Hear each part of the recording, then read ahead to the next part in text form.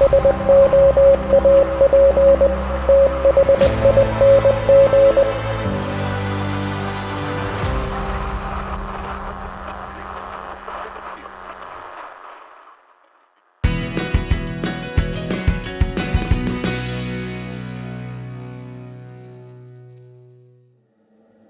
to another shave here in the Soap Thing Project.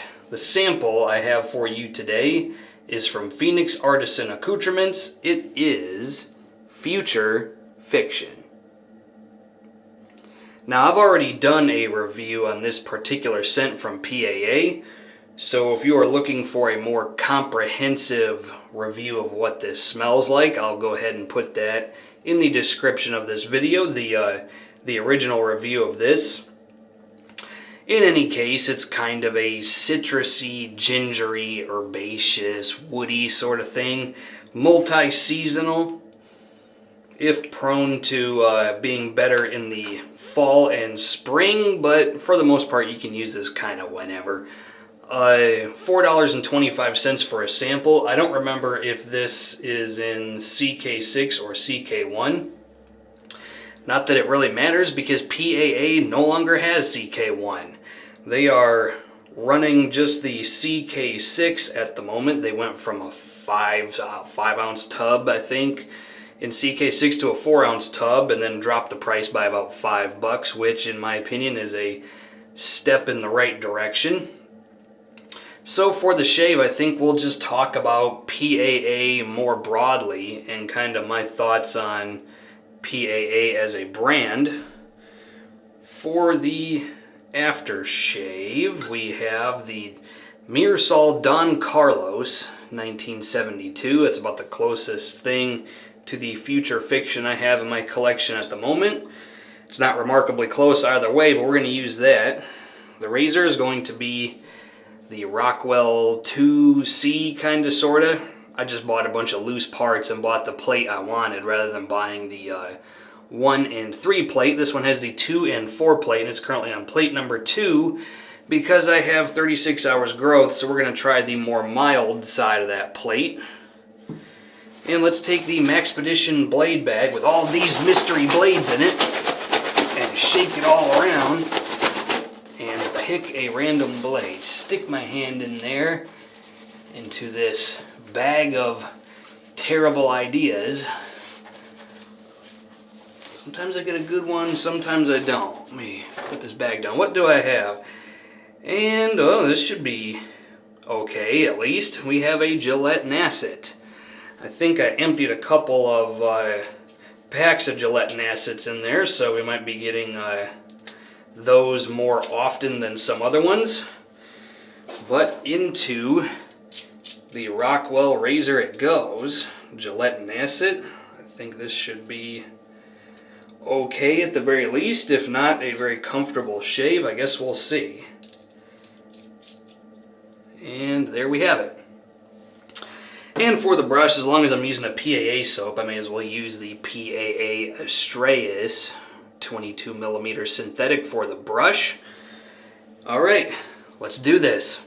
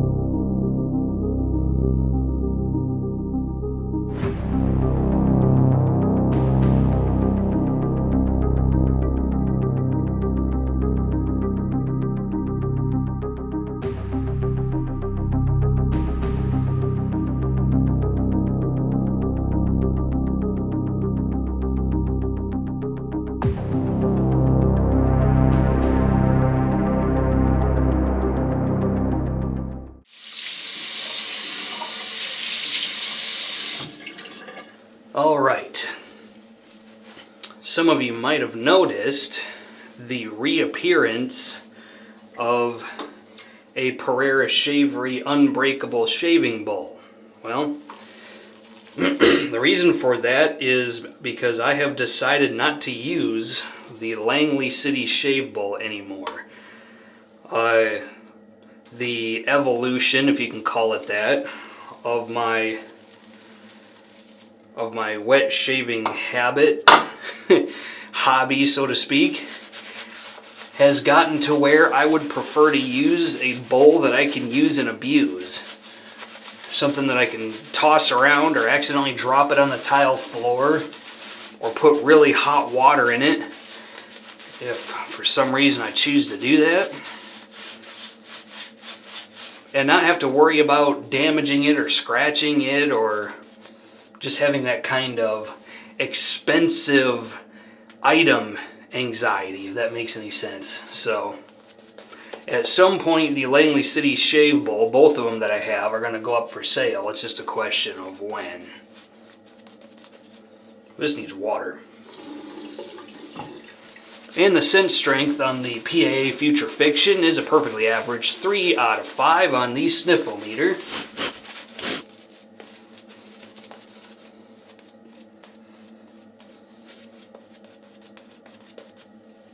Okay.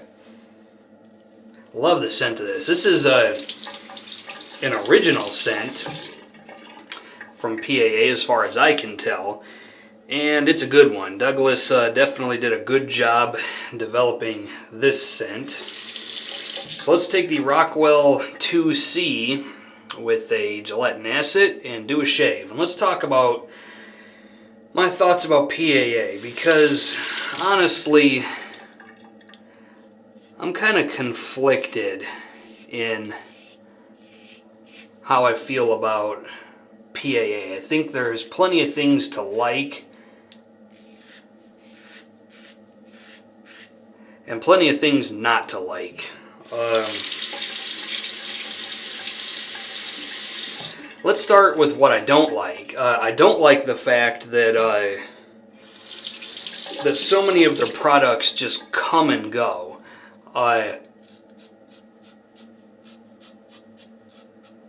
Many of my favorite scents from PAA are discontinued. Like, I think I'd have to argue with myself for a while, but I'm fairly certain that Dab, which was a Brill Cream scented dupe, was probably my all-time favorite from them. And they discontinued it. They brought it back for like 5 minutes. It was there and then gone again in such a quick space I didn't even know it was ever back. But then when they brought it back for that short amount of time, they changed the label on it. It's just like, your older labels were fine. Quit changing shit. Like, enough is enough. They took a label that was truly amazing, and they do this on a lot of soaps, and then switch it out with something that really does look half-assed. Like they've used, you know, bits and pieces of that label 100 times before. It's just, come on.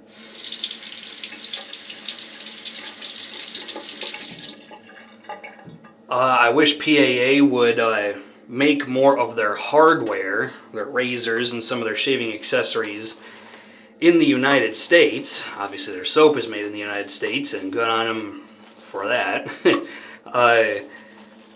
But the fact that they don't tell you where their razors are made, just for example,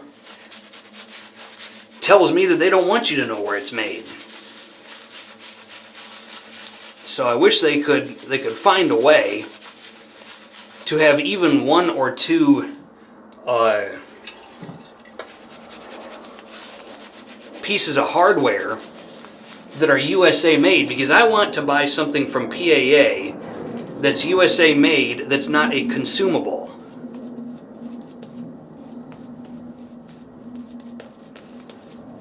Like if they found a machinist in the US to make the Metaphor, yeah, it might be a bit more expensive, but I'd still buy it. Maybe I'm just weird.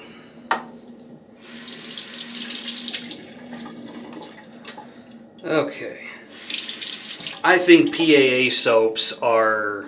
I think CK6 is more expensive than what it's worth, even after they reduced the size of the tub. It's not about the tub size. I think CK6 is just overpriced, no matter how many ounces of it are in a tub.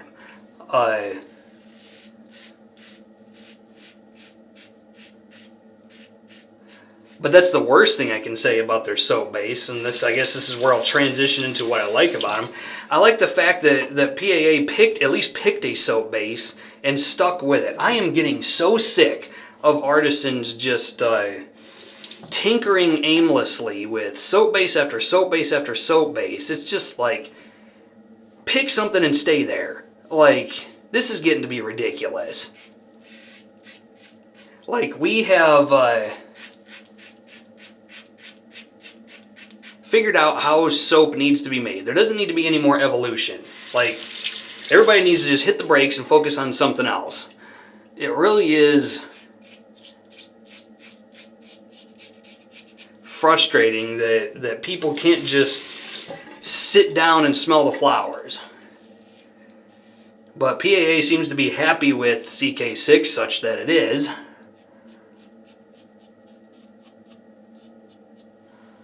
I did have some kind of bump right there that cracked open, so that's going to be a weeper. But yeah, at least PAA, decided what lane they wanted to cook in. I'm not going to lie to you and say that this soap base is amazing.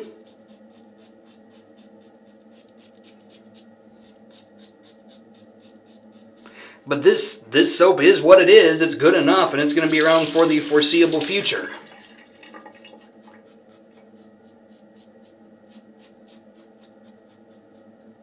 I really, really love the fact that PAA likes to resurrect... Let me see where I need to do touch-ups. PAA likes to resurrect scents that tried to die. Like Gillette Sun Up, or Old Spice Fresh, or Burma Shave. Hell, Floyd Black. Those of you who have been following my channel for a while know that I am losing my patience with all these scent dupes. But if you must dupe a scent, at least dupe something that was gone. Bring back something interesting that maybe wouldn't work and couldn't work on the macro level, but in this hobby it could.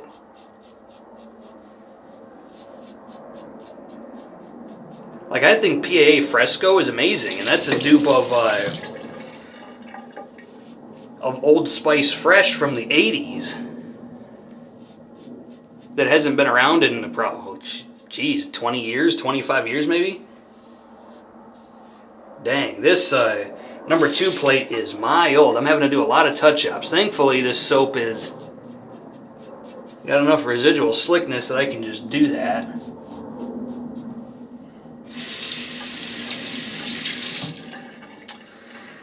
I'm not going to lie, I'm a sucker for PAA's aftershave bottles. I think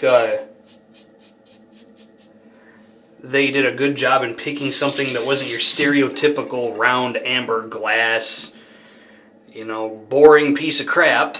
Like, nothing against Razor Rock, but practically everybody else's aftershave bottles look like this.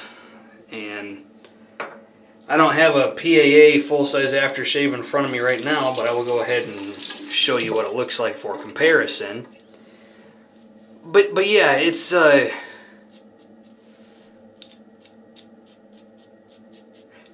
really gets into it when it comes to uniqueness of scents. They have plenty of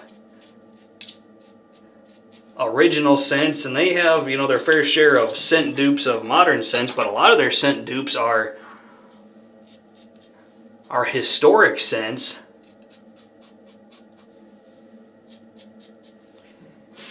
that were around in the 60s, 70s, and 80s, and now they're being brought back on some level by PAA. I think that's excellent stuff. Excuse me. Okay, with the exception of this little guy right here, I'm going to call that a good shave. The 2-plate was a little mild for me. I think I'd prefer to use the 4-plate, but if I have anywhere south of 2 days of growth, which I did, I tend to need to use a milder blade, otherwise I will overshave and get irritation. Here is the Myrsol Don Carlos 1972. The best way I can describe the smell of this is it smells a lot like Katie's Bubbles Tonsorial Parlor. In fact, I think it smells almost exactly the same. Wonderful scent though. Kind of old-timey, citrusy, sort of. Good stuff though from Myrsol. I love Myrsol aftershaves, with Floyd kind of going not into a good place. That leaves me with legacy aftershaves like Myrsol to kind of prop things up. Now, my final thoughts on Future Fiction. Obviously, this is good to go. I gave it a thumbs up the last time, and I'm going to give it a thumbs up this time. It's a wonderful scent. It's, I think this is one of their better sellers. I think Douglas has admitted as much. But yeah, that's my thoughts on my secondary thoughts, the second go around with Future Fiction. I think it's good to go. And those are my thoughts on PAA. There's plenty of things to like, and there's plenty of things not to like. But yeah, PAA overall I think is a good artisan, and the next time something comes around that I think I can't live without, of course I'm going to buy it. It's just, this hobby is about exploring, and I am not done doing that quite yet. Okay, questions, comments, put them in the comment section of the video. Otherwise, this is Soap Thing telling you, shave like you mean it. Thanks for watching.